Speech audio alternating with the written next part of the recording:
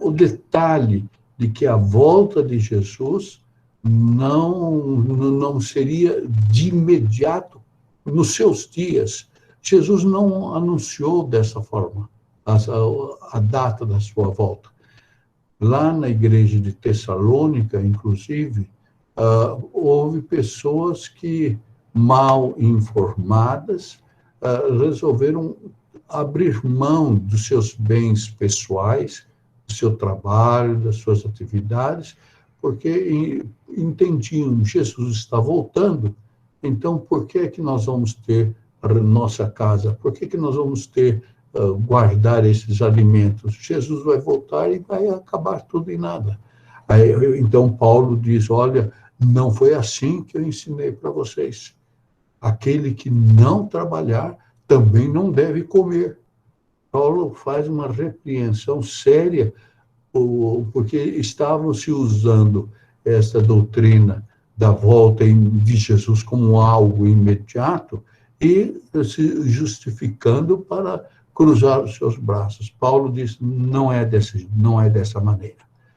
Eu queria ler um texto só para introduzir, depois Samuel e a Patrícia vão me ajudar, mas eu queria que você abrisse a sua Bíblia na primeira carta aos Tessalonicenses, capítulo 4, e eu vou ler esse texto do versículo 13 até o capítulo 5, versículo 3. Então, se você puder ter a sua Bíblia também aberta para acompanhar a leitura, capítulo 4, versículo 13, a primeira carta aos Tessalonicenses. Paulo diz assim, não queremos, porém, irmãos, que sejais ignorantes com respeito aos que dormem, para não vos entristecerdes como os demais que não têm esperança. Pois, se cremos que Jesus morreu e ressuscitou, assim também Deus, mediante Jesus, trará em sua companhia os que dormem. Ora, ainda vos declaramos por palavra do Senhor isto, nós, os vivos, os que ficarmos até a vinda do Senhor, de modo algum precederemos os que dormem, porquanto o Senhor mesmo, dada a sua palavra de ordem, ouvida a voz do arcanjo e ressoada a trombeta de Deus, descerá dos céus, e os mortos em Cristo ressuscitarão primeiro. Depois nós, os vivos, os que ficarmos, seremos arrebatados juntamente com eles, entre nuvens, para o encontro do Senhor nos ares. E assim estaremos para sempre com o Senhor. Consolai-vos, pois, uns aos outros com estas palavras. Irmãos, relativamente aos tempos e às épocas, não há necessidade de que eu vos escreva, pois vós mesmos estáis inteirados com precisão de que o dia do Senhor vem como ladrão de noite.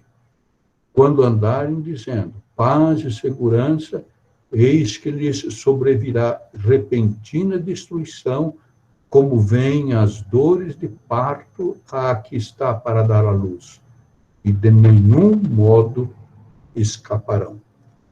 Bem, esse é o texto global que o apóstolo Paulo introduz este assunto da segunda vinda de Jesus. É fundamental isso.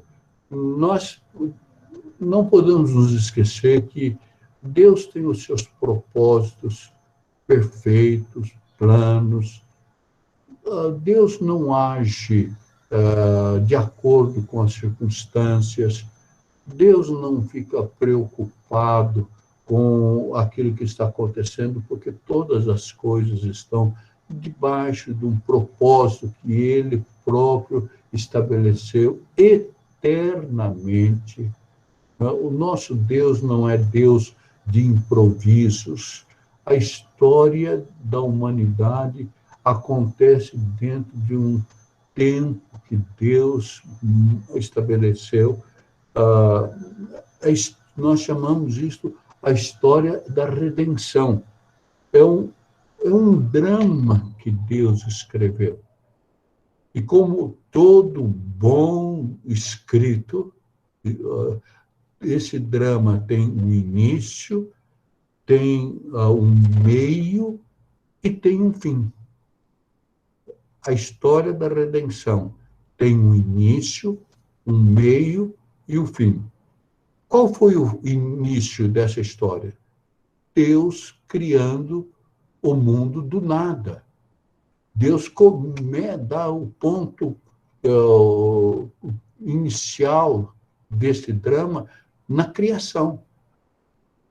Depois, o meio deste drama da redenção é quando Jesus Cristo veio para cumprir o que estava sendo anunciado pelos profetas. Aliás, desde Adão e Eva já foi anunciada a vinda de Jesus. Jesus Cristo é o centro deste drama, dessa história. E qual é o fim? Jesus Cristo ressuscitou, foi elevado aos céus, mas ele haverá de voltar. E este fim nós chamamos a parousia. Então, a história da redenção tem um começo, tem um meio, e nós aguardamos o fim desta história. Jesus Cristo é o Senhor desta história.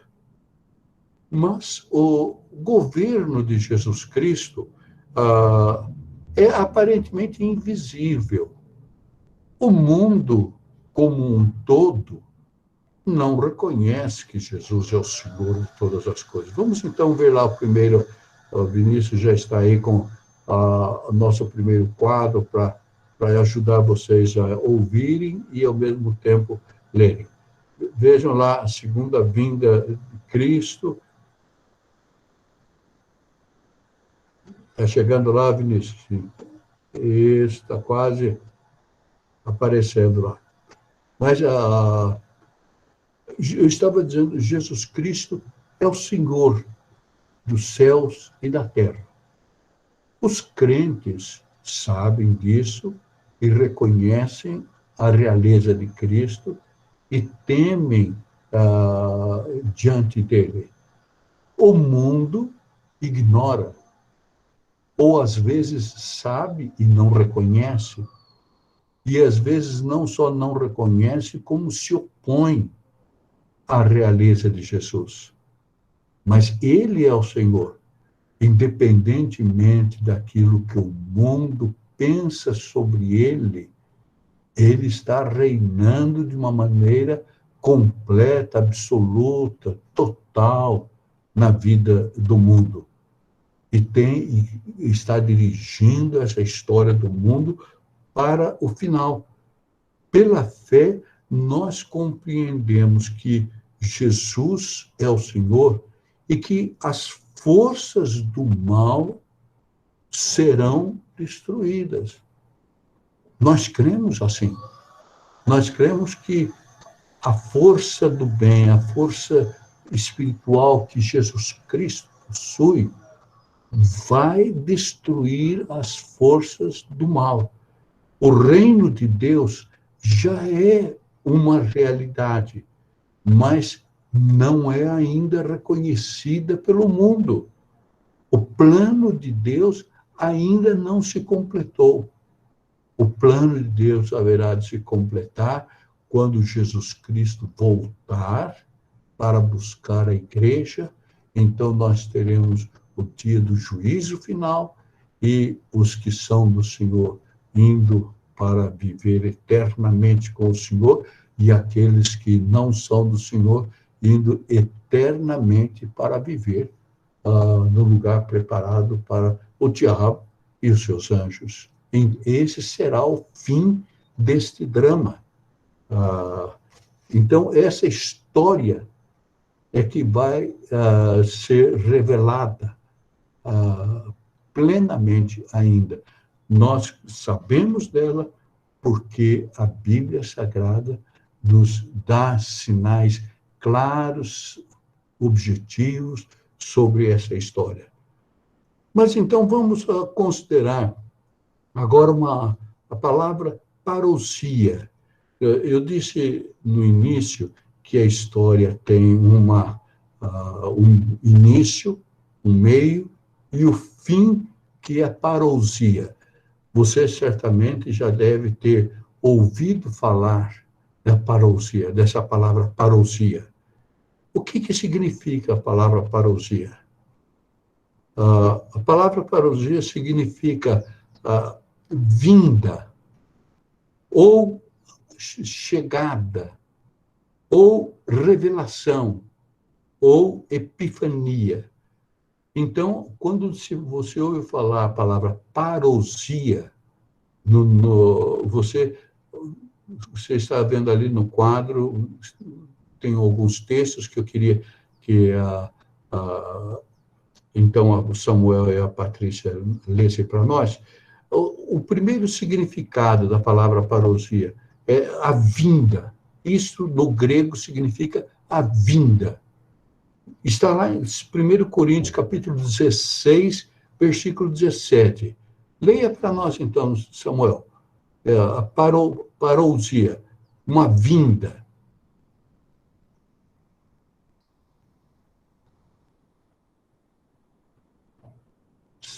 Samuel?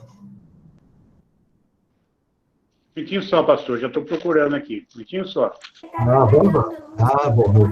O importante é saber que você está sintonizado. Sim. E se Cristo não ressuscitou, é vã a vossa fé, e ainda permaneceis nos vossos pecados. 1 Coríntios 16, 17. Isto. Desculpe. 16, 17. Alegro-me com a vinda de Estéfanas e de Fortunato e de Acaio, porque esses supriram o que da vossa parte faltava. Veja, então, no início do verso 17 aí, alegro-me com a vinda de Estéfanas. Essa palavra vinda é como se dissesse, alegra-me com a parousia de Estéfanas. Entende? Esse é um dos sentidos. Agora vamos no 2 Coríntios 7, 6, um outro sentido dessa palavra. Leia então, Patrícia, por favor.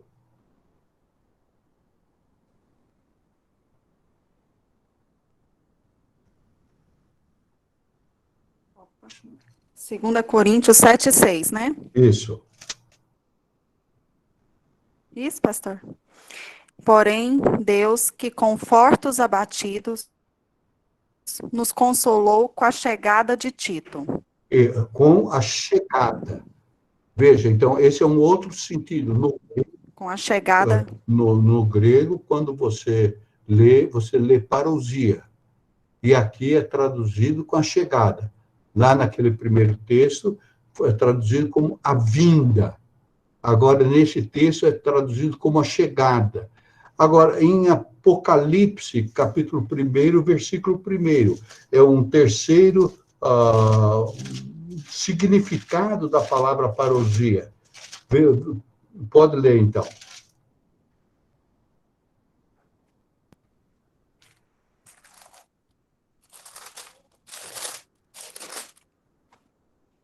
Revelação de Jesus Cristo, que Deus lhe deu para mostrar aos seus servos as coisas que em breve devem acontecer, e que ele, enviando por intermédio do seu anjo, notificou ao seu servo João. Aí a palavra foi traduzida como revelação, a parousia, mas a revelação. A revelação ou a parousia de Jesus Cristo. Veja, então, foi o terceiro significado da palavra. E, finalmente, na segunda carta aos Tessalonicenses, nós vemos, no capítulo 2, versículo 8, uma quarta tradução da palavra parousia. que se traduz aí como epifania ou aparecimento. Pode ler, então, para nós, por favor, 2:8 de 2 Tessalonicenses.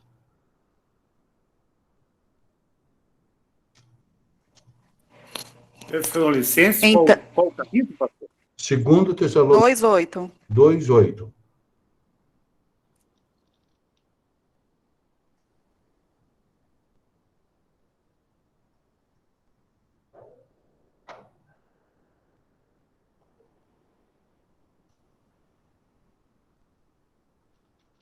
Está achando aí?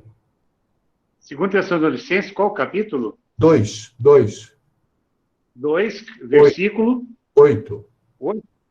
8. Então, será, de fato, revelado o iníquo, a quem o Senhor Jesus matará com o sopro da sua boca e o destruirá pela manifestação da sua vinda. Aí será de fato revelado o iníquo, com o aparecimento, então, o aparecimento do iníquo, a parousia do iníquo. Tá bem?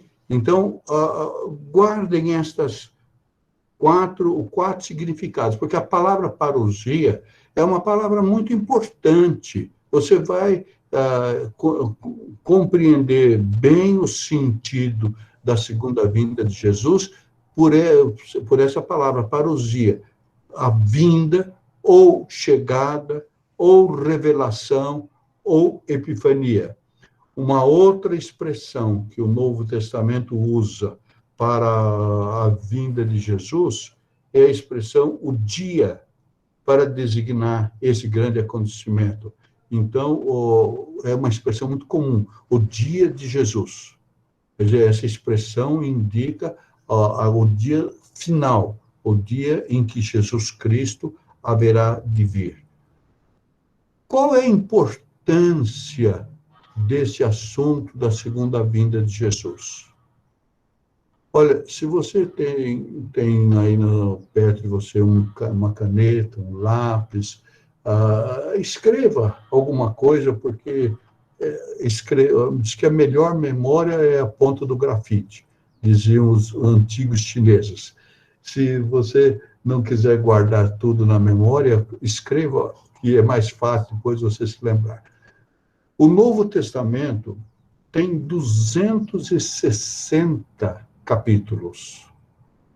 Destes 260 capítulos, 222 tem algo a respeito da segunda vinda de Jesus. Você já observou isso? Dos 260 capítulos, 222 tem algum aspecto que aponta para a segunda vinda de Jesus. E então você pode perceber esse assunto é importante para dominar dessa maneira o Novo Testamento, não é verdade? Alguém disse assim que a fé cristã está tão intimamente ligada à esperança cristã do futuro que fé e esperança podem ser consideradas como dois aspectos de uma só realidade, a esperança de Cristo. E quando nós falamos sobre a nossa fé, paralelamente nós estamos falando da vinda de Cristo. Porque a nossa fé nos mostra que a vida não é só isto que nós contemplamos com os nossos olhos, que nós estamos vendo e compartilhando, participando com os nossos irmãos e amigos. A fé nos mostra a realidade futura. Então, este teólogo diz, esta fé e a esperança são dois aspectos de uma mesma realidade. Quando nós proclamamos a nossa fé, nós estamos proclamando a volta de Jesus, quando a nossa fé será consumada. Agora, há alguns sinais desta segunda vinda de Jesus. Onde que nós devemos encontrar esses sinais da volta de Jesus? Primeiro texto, Mateus 24, 30. A volta de Jesus será uma volta visível. Todo olho verá. Mas vamos ler especificamente Mateus 24, 30. Quem é que pode ler? Você, Patrícia, ou Samuel? Então aparecerá no céu o sinal do Filho do Homem, todos os povos da terra se lamentarão e verão o Filho do Homem, vindo sobre as nuvens do céu, com poder e muita glória. Veja que é absolutamente claro que Jesus está ensinando. Aparecerá do céu sinais do Filho do Homem, e todos os povos verão o Filho do Homem vindo sobre as nuvens do céu. Todos os povos da terra. Não diz, portanto, que um grupo de cristãos reunidos numa grande metrópole, ou reunidos no campo, ou reunidos na praia. Não, ele é claro, ele diz: todos os povos verão a vinda do Filho do Homem. E lá em Apocalipse, você deve se lembrar, quando diz lá, eis que ele vem com as nuvens, e todo olho o verá, até quantos o traspassaram. Quer dizer, até os seus inimigos haverão de ver e contemplar a vinda de Jesus. Como é que isso vai acontecer? Você deve estar perguntando, mas como é que pode todos os olhos da terra ver ao mesmo tempo a vinda do Filho do Homem, a vinda de Jesus? Bem, eu gostaria muito de ter essa informação para dar para vocês. E às vezes eu fico até pensando, né? Não é absolutamente real, mas hoje com a internet, o que acontece lá na Rússia, na China, logo o mundo inteiro está vendo. Mas, opa, agora chegou o nosso quadrinho aí bonito. Mas não será assim, porque tem um outro aspecto que anula esse meu pensamento. Mas todos verão. Então, quando alguém diz, olha, Jesus voltou, ele já chegou lá nos Estados Unidos. Ah, não, mas aqui no Brasil, até agora, ele não chegou. Não, esse raciocínio não faz sentido. Jesus diz que todo olho verá quando ele estiver voltando. De que maneira verá? O que nós podemos fazer simplesmente é crer nesta expressão de Jesus. O que é fundamental, todos haverão de ver Jesus voltando. Não será privilégio de uma nação ou de um grupo de pessoas, inclusive os inimigos de Jesus haverão de ver. Olha, o segundo sinal, o que está escrito aí na nossa tela, será uma volta pessoal. Quem vai ler agora é a Patrícia, Atos 1:11. Quando Jesus foi assunto ao céu,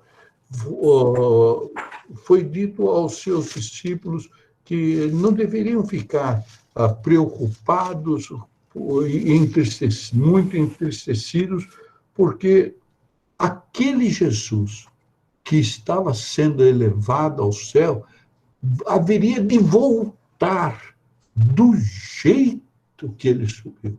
Leia então, Patrícia, por favor. Atos 1:11. E lhes disseram: varões galileus, por que estáis olhando para as alturas? Esse Jesus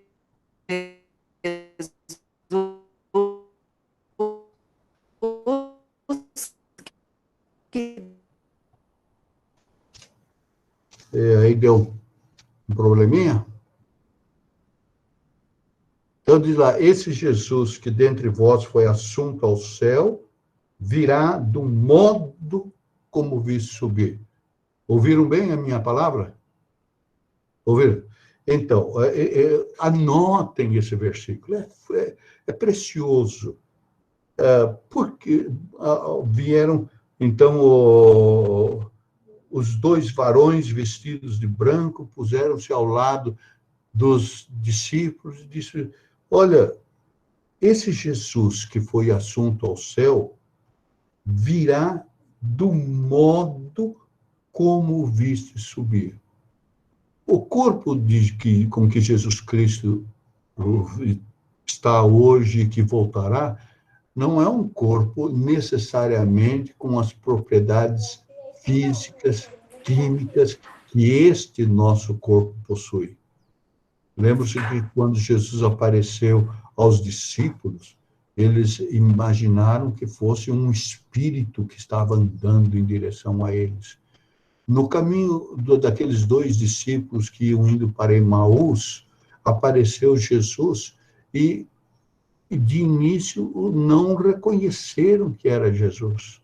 Somente depois que Jesus apelou para a fé, para o aspecto espiritual daquela companhia, só então que eles reconheceram Jesus. Lembra-se que quando Jesus partiu o pão, desapareceu, então eles reconheceram que tinham falado com Jesus.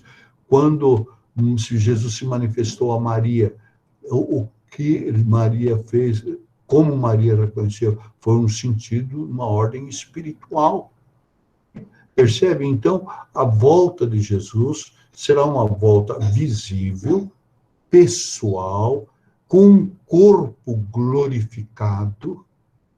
Quando, apenas um outro detalhe, os discípulos estavam reunidos e Jesus entrou na sala em que eles estavam reunidos sem abrir a porta.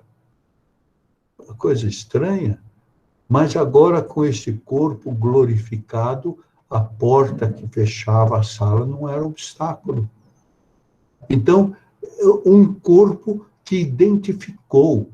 Jesus disse para Tomé: olha as minhas as minhas feridas. Sou eu mesmo que estou falando com vocês. Então, Jesus tem um corpo glorificado. E com este corpo que ele subiu, ele voltará. Vamos ao terceiro sinal da segunda vinda de Jesus. Será uma volta gloriosa. Veja o que Mateus registra, capítulo 16, versículo 27. E esta glória da volta de Jesus se justifica em contraste com a primeira vinda de Jesus. A primeira vinda de Jesus foi de humilhação. Nasceu numa estrebaria. Logo de início, seus pais fugiram para o Egito, porque estavam sendo ameaçados por Herodes. Depois, o ministério de Jesus, quanto sofrimento ele teve, a morte de Jesus, uma morte terrível. Antes disso, o jardim do Getsêmani. Quanto sofrimento teve Jesus. Mas a segunda volta agora será gloriosa. Veja o que está, então, em Mateus 16, 27. Porque o Filho do Homem há de vir na glória de seu Pai, com os seus anjos, e, então, retribuirá a cada um conforme as suas obras. Então, virá na glória do seu Pai. A segunda volta de Jesus não tem nenhuma comparação com a primeira, com a vinda de Jesus. Vamos ao quarto sinal da segunda vinda de Jesus. Repentina. Aí, isso aqui é uma coisa muito especial. será repentina. Lá no capítulo 24 de Mateus, Jesus está falando várias coisas a respeito do final dos tempos, não é?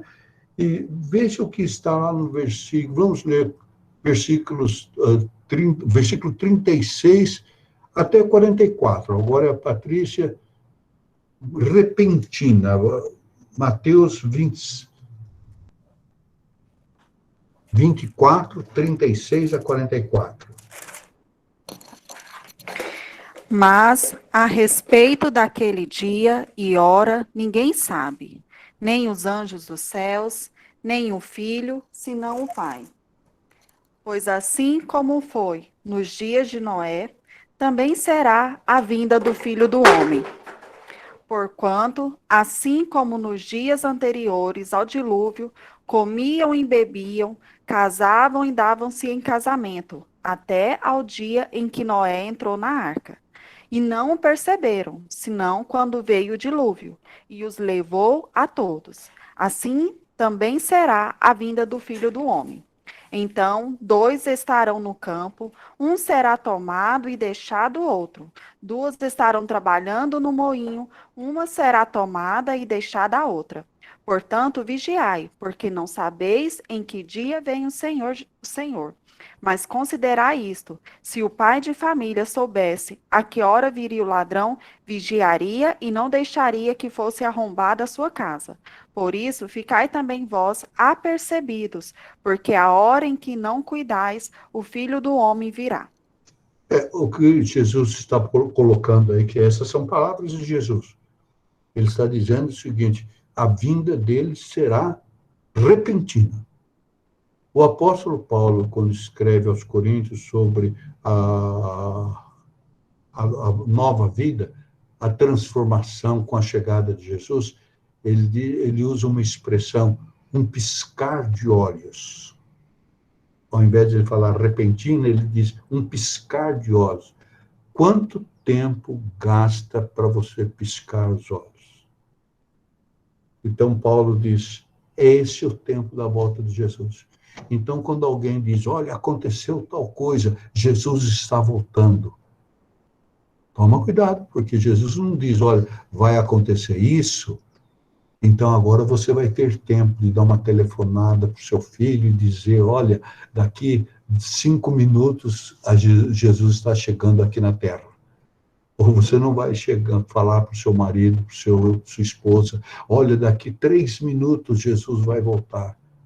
Não, Jesus disse, vai ser repentino. 2 pessoas estão lá no campo, uma é tomada e a outra fica. 2 mulheres estão trabalhando, uma será tomada, a outra não será tomada. Quer dizer, quando menos se espera, acontece isso, acontece aquilo.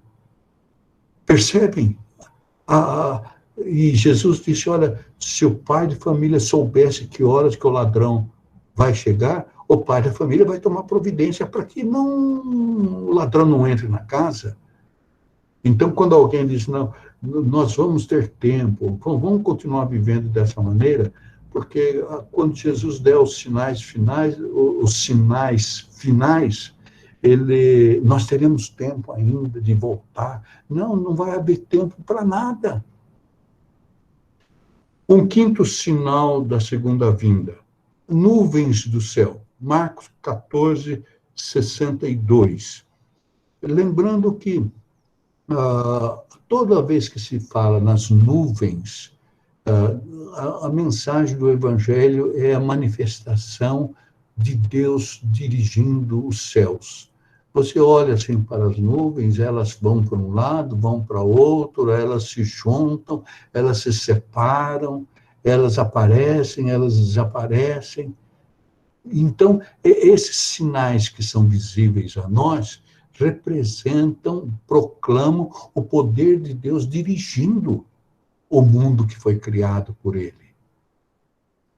Mas como sinal da segunda vinda, as nuvens vão se movimentar de tal maneira que jamais nós conhecemos. Leiamos lá, Marcos 14, 62, Samuel. Jesus respondeu, Eu sou, e vereis o Filho do Homem assentado à direita do Todo-Poderoso e vindo com as nuvens do céu. Será é uma manifestação gloriosa.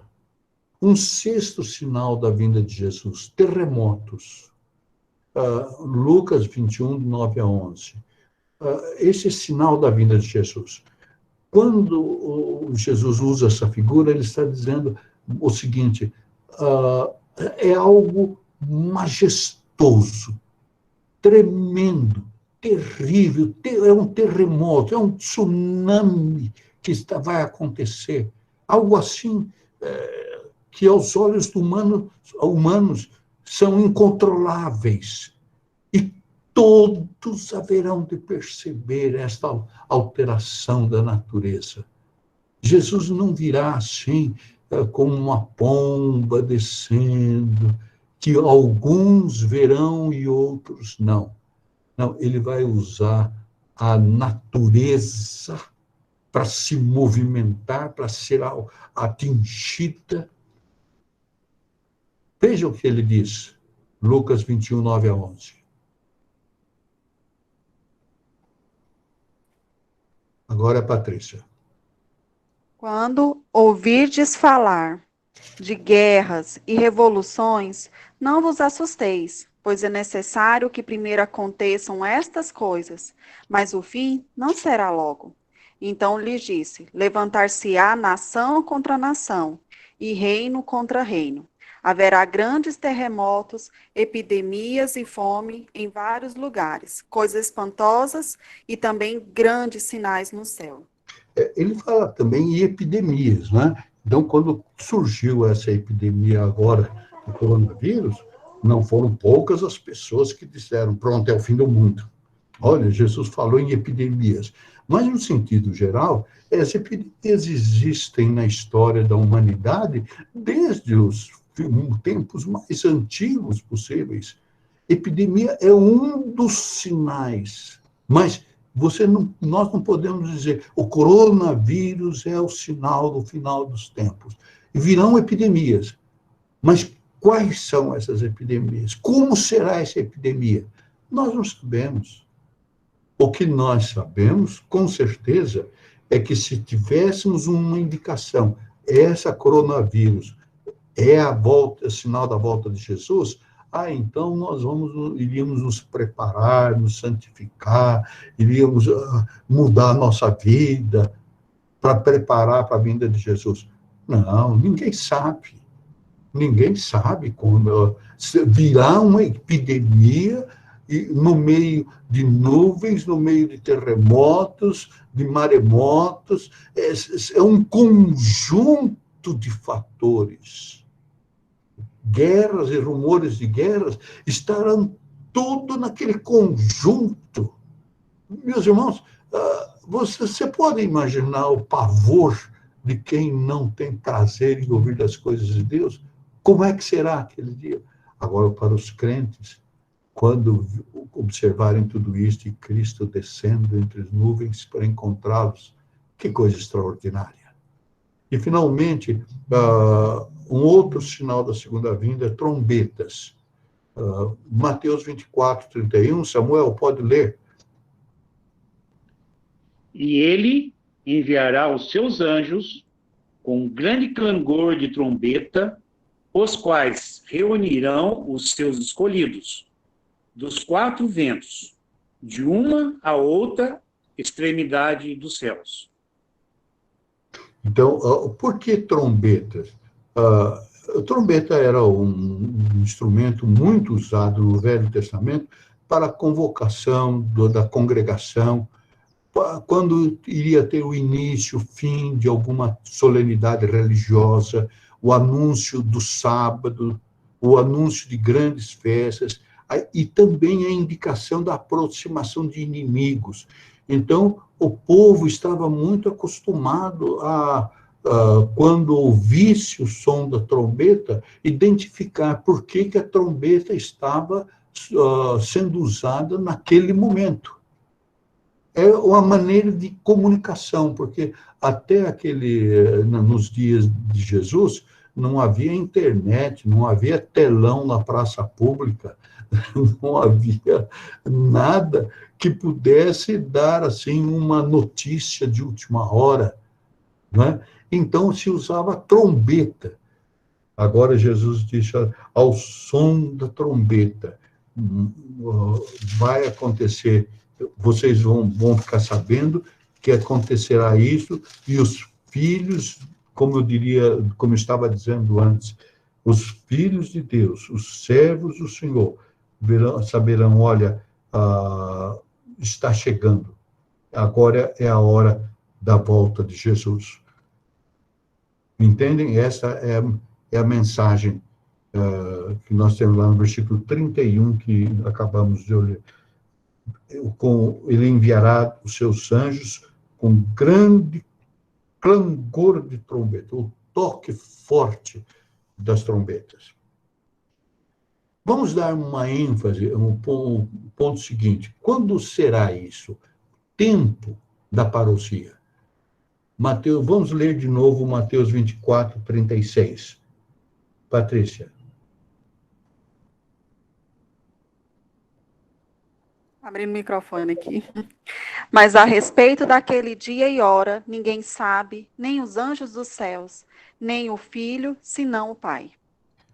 Você já ouviu alguém falar que Jesus está voltando, mas está voltando no sentido do dia, do horário, da chegada de Jesus? Jesus disse: olha, nem os anjos dos céus, nem o Filho, que era ele mesmo, sabiam quando haveria de acontecer a segunda vinda. Somente Deus conhece. Então, nós vemos alguns representantes de Deus por aí, dizendo: olha, agora vai chegar, agora é hora, olha o dia, olha o dia.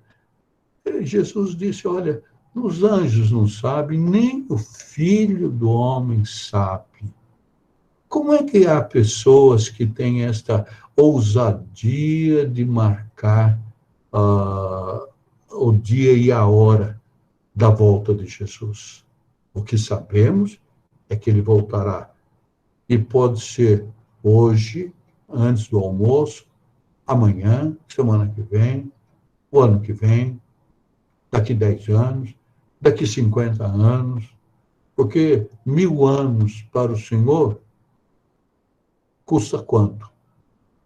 Para nós, 10 anos é um tempo que vai demorar ainda, mas para o Senhor, 1000 anos, Deus não está sujeito ao tipo de calendário humano. Deus está acima de todas as coisas, não é mesmo? O tempo para Deus não é o nosso tempo. Então, nenhum de nós tem condições de dizer: olha, chegou o momento marcado para o fim de todas as coisas. Agora, temos alguns sinais mais específicos, aqueles sinais que nós falamos um pouco antes, eram sinais gerais. Agora, há alguns sinais mais específicos. Leia Samuel, Mateus 24, 14, a pregação do Evangelho para todo mundo. O que diz Jesus? E será pregado este Evangelho do reino por todo mundo, para testemunho a todas as nações. Então verá o fim. Bem, o Evangelho vai ser pregado para todo mundo. Não diz que todo mundo vai se converter. Não diz que todo mundo vai aceitar. Mas na hora que o Evangelho é pregado para uma nação, para uma tribo, para um grupo, numa cidade, pronto, aquelas pessoas que ouviram não poderão dizer que nunca ouviram. Mas imagina hoje em dia, quanto que o Evangelho é pregado. através da internet. Você liga a televisão, aí tem pregação do evangelho de toda hora, através de folhetos, através de templos construídos, porque quando existe um templo construído num lugar, ali o evangelho está sendo pregado. Pode ser que a pessoa nunca entre naquele santuário. Ela não entra porque ela não quer, mas ela sabe que lá é santuário que está sendo pregada a palavra de Deus. Então, é um testemunho para aquela pessoa. Ela não pode dizer que jamais ela ouviu falar de Deus. O templo, a simples construção já é um desafio para a pessoa ir conhecer o que está sendo pregado lá. Então, o evangelho será pregado a todas as nações. E isso nós vemos como está acontecendo isso. O trabalho de pregação do evangelho em tribos indígenas, lá na Ásia, na Europa, quantos missionários estão proclamando, estão anunciando. Jesus disse, vai chegar um momento em que todas as nações terão ouvido. O segundo sinal bem específico, pregação para todo Israel. Romanos 11, 26. Leia, Patrícia, por favor. E, assim, todo Israel será salvo, como está escrito. Virá de Sião o libertador, e ele apartará de Jacó as impiedades. Bem, quando Paulo está falando todo Israel, ele não está falando do Israel nação, povo que existe hoje. Esse povo chamado Israel que existe hoje é um mistério de Deus. Agora, Paulo está falando claramente sobre a comunidade eleita de Deus, sobre o povo de Deus. Alguém poderá perguntar, e esse povo que está aí chamado Israel? Olha, Deus criou esse povo. Deus começou a partir de Abraão, reunindo esse povo. Deus usou esse povo durante séculos, milênios, lá no Velho Testamento. Deus permitiu que aquele povo fosse dilacerado. Esse povo saiu da sua terra, foi espalhado pelo mundo todo. E depois Deus começa a trazer de volta os judeus para Jerusalém. Há um retorno para Sião. É um mistério o povo judeu. Não existe paralelo na história da humanidade entre um povo que desapareceu da história e depois voltou a existir. O que acontece com Israel, o povo judeu, é mistério. O que é que Deus vai fazer com esse povo de Israel? Paulo não está falando que esse povo todo vai ser salvo, porque a salvação é exclusivamente pela fé. Se esse povo não aceitar a Jesus Cristo, ele não terá salvação. Como Deus vai resolver esse assunto? Ele não precisa do meu conselho, ele não precisa da minha opinião, ele não precisa dos teólogos, ele não precisa de ninguém para dar conselhos a ele. Ele haverá de resolver essa situação. Mas aqui Paulo está falando sobre o povo de Israel, o povo eleito de Deus. Vamos para um terceiro sinal. Esse é um aspecto também muito interessante. A questão do anticristo. Veja lá no 2 Tessalonicenses, capítulo 2, versículos 3 e 4. Patrícia, por favor.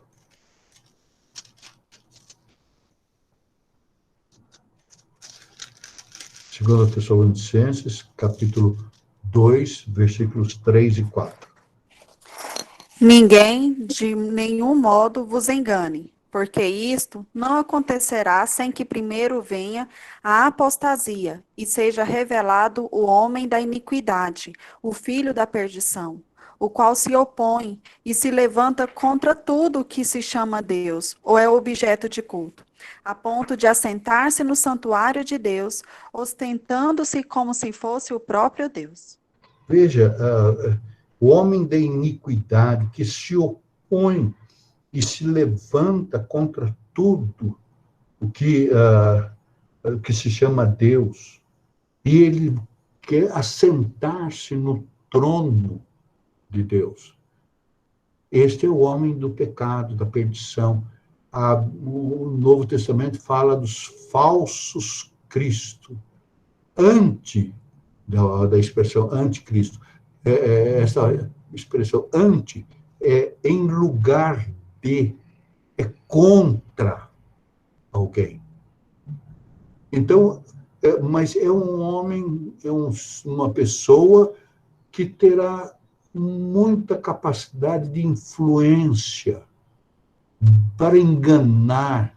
Jesus disse que se fosse possível, Jesus não disse que ele haveria de enganar, Jesus disse que se fosse possível, o anticristo haveria de enganar até os próprios filhos, até os próprios discípulos.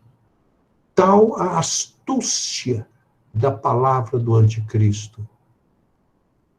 Vejam exemplos considerados anticristo na história. Durante muito tempo se pensou, era Nero, o imperador Nero. Pensou-se que do imperador Domiciano. Quando Hitler dominava, muitos movimentos religiosos diziam que Hitler era o anticristo. Depois passou um tempo e começaram a dizer que o anticristo não era uma pessoa, mas era um sistema de governo. Então, por exemplo, o comunismo seria o anticristo.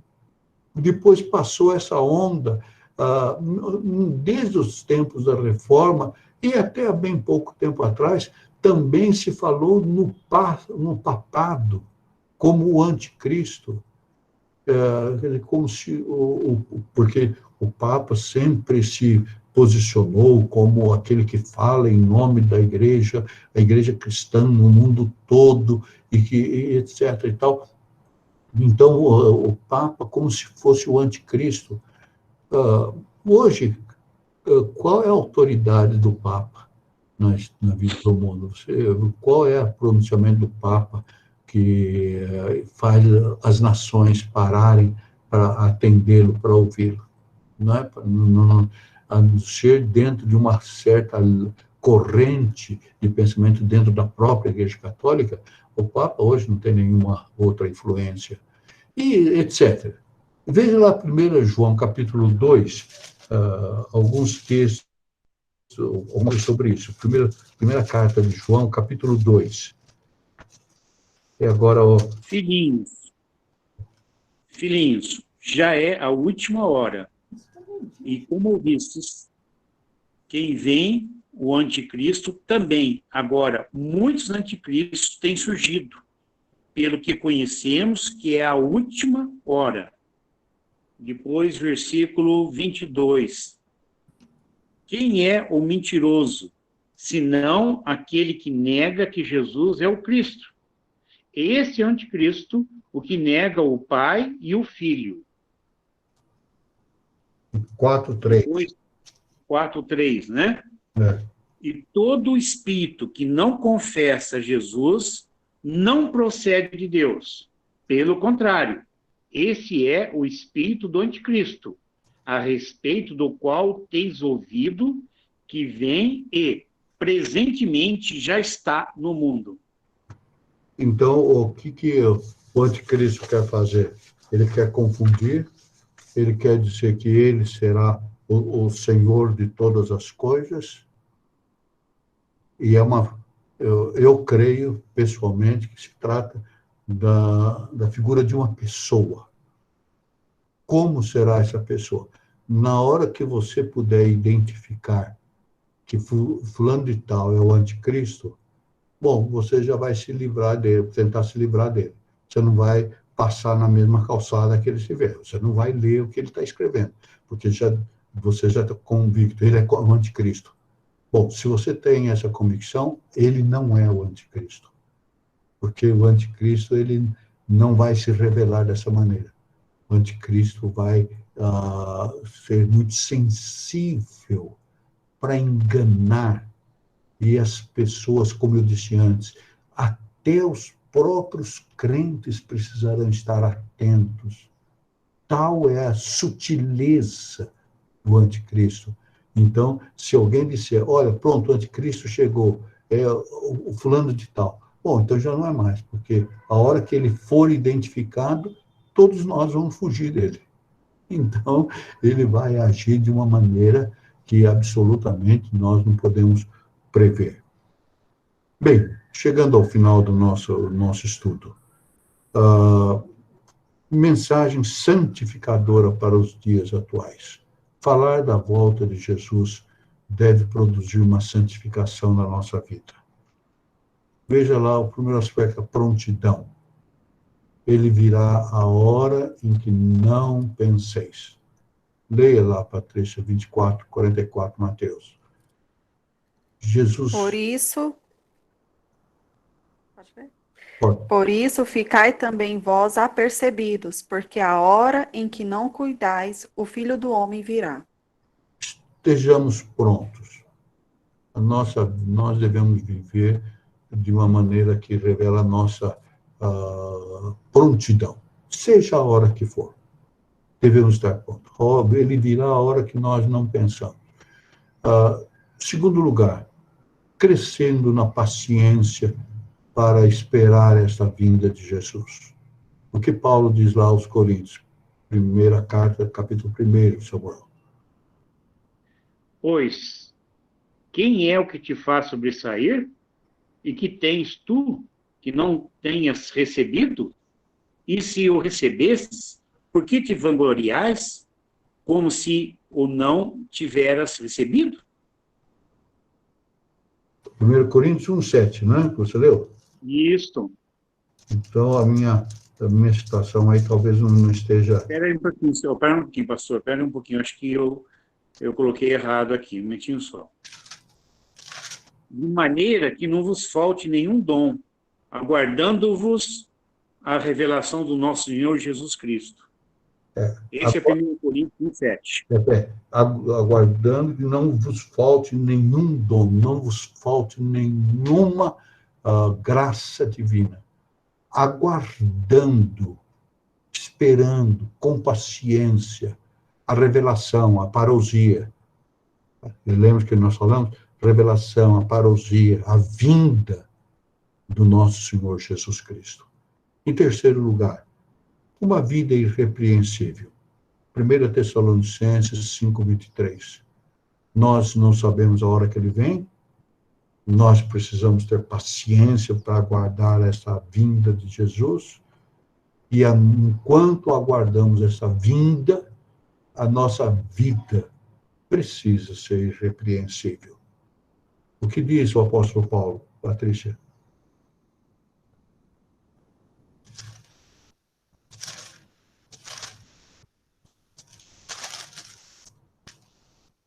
É tão interessante. O mesmo Deus da paz vos santifique em tudo, e o vosso espírito, alma e corpo sejam conservados íntegros e irrepreensíveis na vinda do nosso Senhor Jesus Cristo. Todo o vosso espírito, alma, corpo, sejam plenamente conservados, irrepreensíveis, para a vinda, para a parousia do nosso Senhor Jesus Cristo. E, finalmente, esta expectativa que nós devemos ter, com toda alegria. Veja lá, vamos ouvir o Samuel ler lá em Tito, capítulo 2, versículo 13, esta alegria que nós devemos ter, na certeza de que Jesus vai voltar. O que diz o Aguardando a bendita esperança e a manifestação da glória do nosso grande Deus e Salvador, Cristo Jesus. Aguardando a bem-aventurada esperança. Esta esperança que nós temos. Lembrando sempre que a palavra esperança não significa, como um linguajar comum, uma possibilidade, eu tenho esperança de que amanhã não chova. Não, isso aí são desejos. Esperança para o crente é algo que vai acontecer, que nós estamos esperando, mas nós temos certeza de que vai acontecer. É a nossa esperança, é o que nós estamos aguardando a bem-aventurada esperança, o aparecimento, a vinda, a parousia da glória do nosso grande Deus e Salvador, Cristo Jesus. Ele vai voltar. Você crê nisso? Você acredita que Jesus vai voltar? Que bênção, não é? Que bênção sabermos disso. E quando nós cremos nisso, a nossa vida precisa ser diferente. Nós precisamos testemunhar com a nossa vida que nós cremos que logo Jesus haverá de voltar. Alguém tem alguma pergunta? Estamos terminando o nosso tempo aqui. Alguém tem uma pergunta a fazer, bem simples, porque daí eu posso responder. Se for complicado, eu passo para o professor da classe. E ele responde em outra ocasião. Eu fico quietinho aqui, pastor, só quero... Eu também estou aqui só me deliciando e aprendendo, viu, pastor? Eu cheguei aqui no meio do final da aula, estou aqui acompanhando. Aí, olha, eu não sabia, mas você viu que eu já falei. Se a pergunta for complicada, eu vou passar para você. Nada, deixa para o senhor mesmo. Alguém pode levantar alguma questão, alguma dúvida? Nada. Vamos, então, fazer uma oração e eu devolvo a palavra ao nosso chefe, o reverendo Alexandre. Tá bem? Vamos orar, então. Ó Deus bendito, nós te damos muitas graças pelo conforto desta mensagem. Jesus Cristo voltará. Nós cremos nisso e nos alegramos com isso. Nós não sabemos quando e como será, mas nós sabemos que ele voltará. Permite, ó Deus, que tenhamos muita clareza em nosso coração sobre o que nós estudamos nesta manhã. Que não sejamos enganados por ensinamentos falsos, precipitados, antes que nós tenhamos, na iluminação do teu Espírito, uma visão clara daquilo que a tua palavra nos diz sobre este evento magnífico, grandioso. Maranata, vem, Senhor Jesus. Em nome do teu Filho nós oramos e agradecemos. Amém. Muito bem. Reverendo Alexandre, é vossa palavra para concluir o trabalho dessa manhã.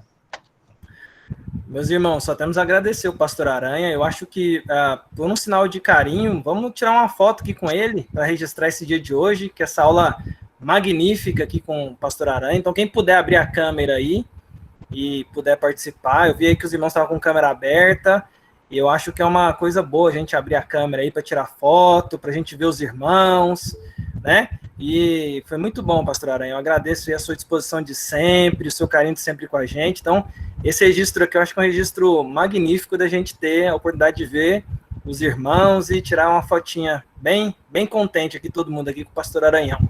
Aí a Cecília apareceu aí, a Leda, doutora Sara, Ruth Samuel, a Márcio Vi, a Rutinha Castelnovo, família Berbert aí, toda aí, o Ellison, O Marcel já tinha visto ele aqui, todo bonitão. Renê, Papai Noel, tá aí, ó, já tá se preparando pro Natal. A Eliana, Renê é meu brother, vai lá para Israel comigo. A Eva e o Paulo, queridos. Olha aí, pastor Aranha, que tanta gente amada dessa igreja. O mais bonito é que todo mundo tem uma história linda com o senhor, viu, pastor Aranha? Que honra, viu? Que privilégio. A gente está na igreja de Campinas. Eu aproveito para agradecer os irmãos aí pelo carinho nas orações com a Patrícia. Vocês estão vendo a carinha dela aí, tá bem, recuperando. Então, Deus é maravilhoso e a gente é muito feliz de fazer parte dessa igreja, que é a Igreja Presbiteriana de Campinas. Vocês são sensacionais, irmãos. Vamos lá tirar um print, então? Vamos tirar esse print aí, todo mundo sorridente aí. Eu vou... Ó. Ô, Marçal, essa ficou boa, viu? Deixa eu tirar esse print aqui, ó. 1, 2, 3 e... Foi! O Marçal é muito humilde. Ele Esse é muito Marçal é criativo, é coisas de Marçal mesmo. Gente, muito obrigado. O microfone está aberto para quem quiser falar. Domingo que vem, aula normal, que a gente continua, né? Nesse assunto que o pastor Aranha introduziu. Mas o microfone está aberto se alguém quiser falar com o pastor Aranha aí, agradecer. Vamos fazer isso, agradecer ele pela disponibilidade de ter trazido essas 2 aulas maravilhosas para a gente. Marçal, se quiser falar aí, Marçal, tá à vontade também. A classe aí é nossa. É muito bom estar com os irmãos. O microfone está aberto para quem quiser fazer. Já disse no início e vou falar agora no final. Um bom domingo para todos, boa macarronada. E vocês tiveram uma aula magnífica, com certeza, com o pastor Aranha. Depois, até essa aula está sendo gravada, vocês procurem lá e mandem para os seus amigos, tá? No nosso YouTube. Então, prestigiem também as aulas até anteriores aí. Tem material aí que não acaba mais, tá bom? Um grande abraço. Outro, Marcelo. Coisa boa. Tá bom. Ó, a Cecília tá falando aí também. Fala, Cecília.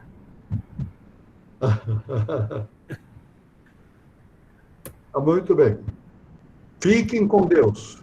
Amém. Bom domingo. Bom domingo. Amém. Bom domingo para todos. Bom domingo. Tchau, Boa bom macarronada domingo. aí, Muita boa. Marçal. Foi ótima aula, pastor. Obrigado.